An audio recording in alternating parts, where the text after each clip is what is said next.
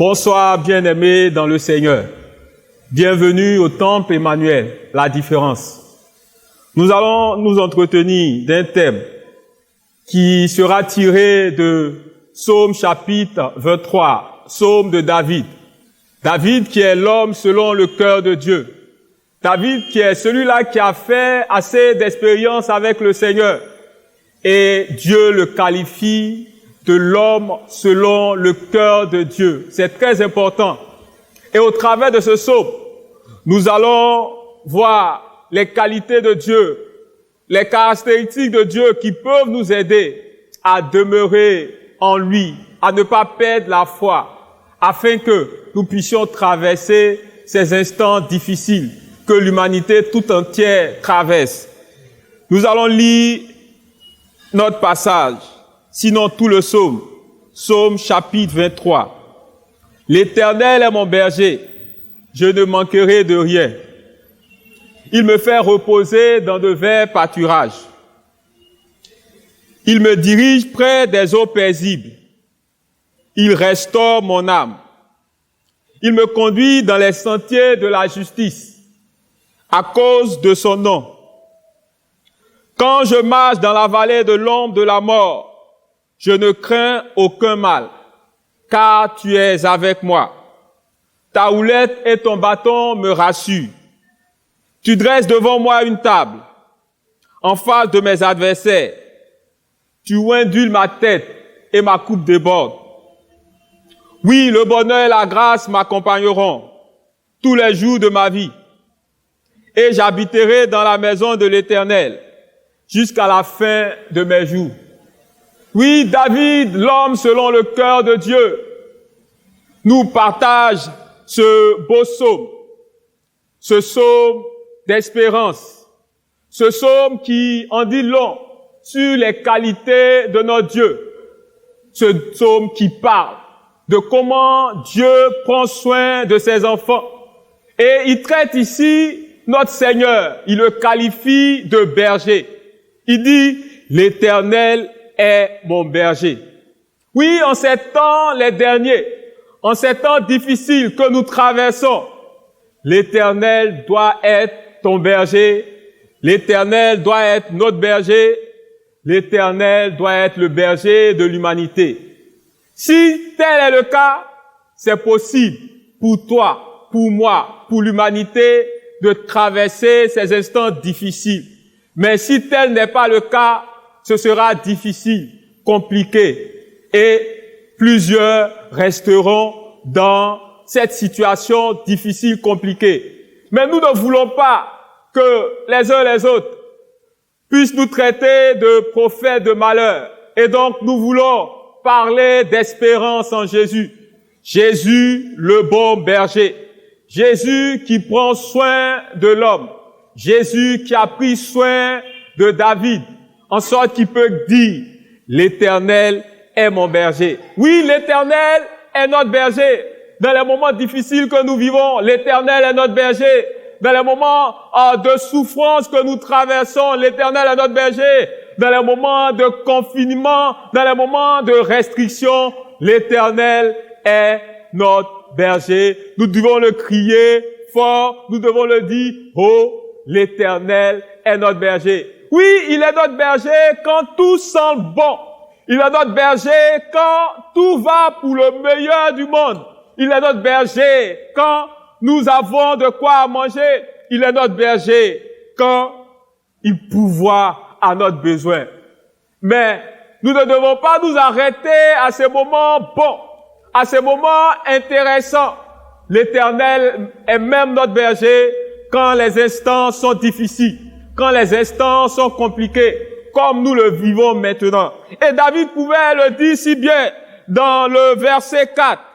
Quand je marche dans la vallée de l'ombre de la mort. Oui, la vallée de l'ombre de la mort. Ce sont des instants que les hommes ne veulent pas vivre parce que ce sont des instants difficiles. Ce sont des instants compliqués. Oui, le thème vallée de l'ombre de la mort fait mention de quoi? D'abord, la vallée, qu'est-ce que c'est? La vallée est définie comme un espace allongé en deux zones élevées. Et pour ceux qui ont fait la guerre, pour ceux qui ont fait la stratégie de guerre, ce sont des instants, sinon un lieu d'angoisse. Lorsque tu dois traverser une vallée où il y a deux parties élevées autour, tu ne sais pas ce qui va t'arriver.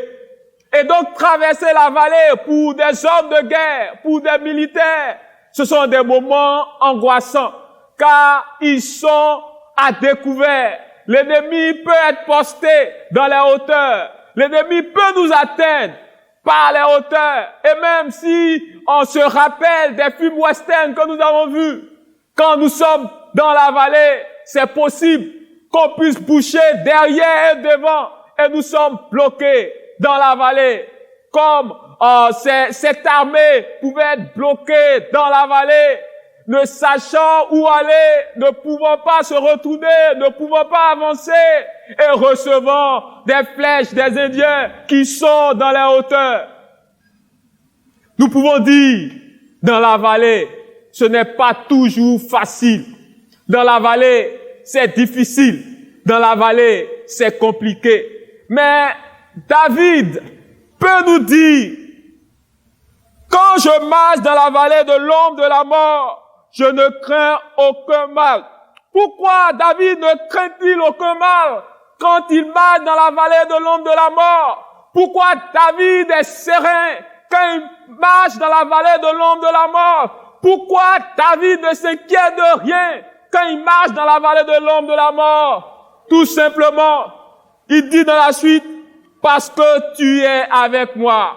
Et le tu, c'est l'Éternel, le bon berger. Oui, quand le bon berger est avec nous, nous pouvons traverser la vallée de l'ombre de la mort. Nous voulons traverser des moments difficiles, mais parce qu'il est avec nous, parce qu'il est pour nous, parce qu'il est avec nous, parce qu'il est en nous, nous allons de victoire en victoire et nous allons être victorieux sur la vallée de l'ombre de la mort. Et l'ombre de la mort, comment on peut caractériser, comment on peut définir l'ombre de la mort? L'ombre de la mort peut faire mention de l'omniprésence de la mort. Et comme j'ai dit dans l'exemple, la vallée est difficile. Mais ce qui vient pour qualifier la vallée est encore plus difficile que la vallée elle-même, que la définition qui a été donnée de la vallée. Car c'est l'ombre de la mort. Une vallée où plane la mort. Une vallée où vit la mort. Une vallée où la mort est sentie par tous ceux qui la traversent. La mort est la pire des calamités que les hommes fuient. Oui, c'est à cause de la mort que les gens fuient, se barricadent. C'est à cause de la mort que les gens fuient l'ombre de la mort. La mort, une calamité qui n'épargne personne, riche ou pauvre. La mort n'épargne pas les enfants. Et quelqu'un pouvait dire, quand on est assez vieux pour mourir. La mort n'épargne pas les hommes, les femmes. La mort n'épargne pas ceux qui sont mignons, ceux qui sont pas mignons. La mort atteint toutes les couches. La mort atteint toute l'humanité. Mais David peut crier, quand je marche dans la vallée de l'ombre de la mort, je ne crains aucun mal. Alléluia. Et cela doit être notre credo. Ne point craindre la mort. Pourquoi? Parce que Dieu est avec nous. La présence de notre Dieu nous donne de ne plus avoir peur de la mort. La présence de notre Dieu nous donne, oui, de ne plus craindre la mort. La peur, c'est quelque chose qui tue actuellement. Et donc, par la présence de notre Dieu, nous ne devons plus avoir peur, car sa présence fait fuir la mort. Pourquoi David était si calme? Il n'était pas inquiet traversant la vallée de l'ombre de la mort à cause de la présence de Dieu. Parce que Dieu a des qualités spéciales, particulières. Et nous allons en citer 3. La première qualité de Dieu ici, quand on lit le texte, on voit la direction de Dieu.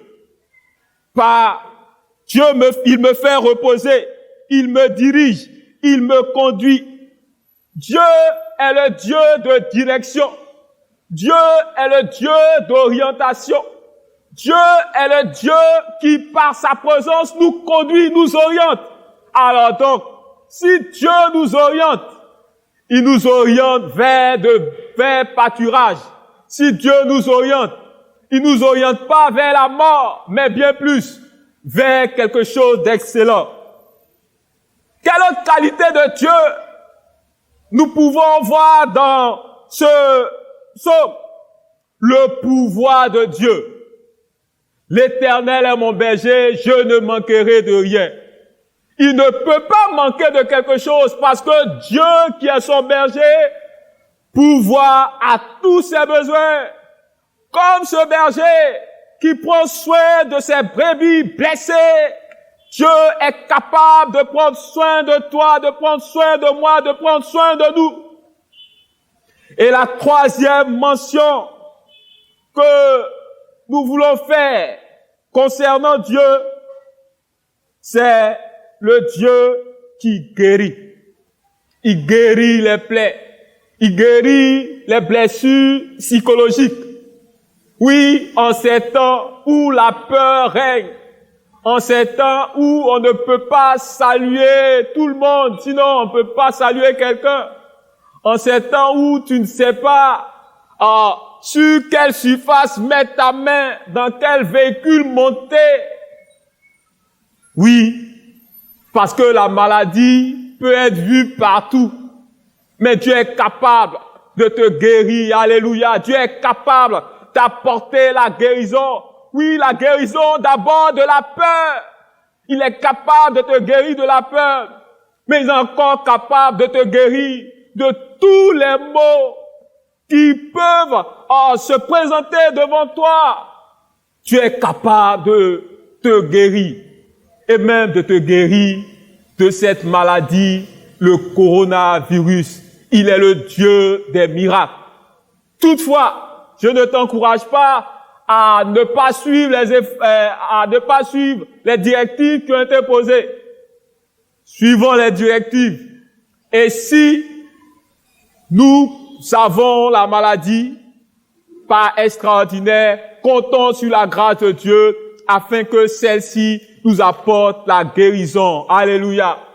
Nous allons prier le Seigneur afin que même quand nous traverserons la vallée de l'ombre de la mort, que nous ne crions pas, que nous ne lèvons pas le poing contre Dieu, mais que parce que nous avons demandé la présence du Seigneur, parce que nous sentons la présence du Seigneur, que cette présence puisse nous donner d'être calmes, d'être sereins et de compter sur lui pour la suite des temps. Seigneur, tu es vivant. Seigneur, tu es merveilleux. Seigneur, tu n'as pas d'égal. Seigneur, tu n'as pas de semblable. Seigneur, tu es Dieu. Tu es le Dieu d'éternité en éternité. Seigneur, tu n'as pas d'égal. Tu n'as pas de semblable. Oui, David pouvait dire, quand je marche dans la vallée de l'ombre de la mort, je ne crains aucun mal, car tu es avec moi. Ta houlette et ton bâton rassurent. Père éternel, donne-nous de ne point avoir peur de la vallée de l'ombre de la mort. Oui, que par ta présence dans nos cœurs, nous soyons debout, nous soyons victorieux, nous soyons assurés de passer par cette épreuve et de sortir fort pour la seule gloire de ton nom. Béni sois-tu éternel, loué sois-tu éternel, adoré sois-tu éternel, au nom de Jésus. Amen.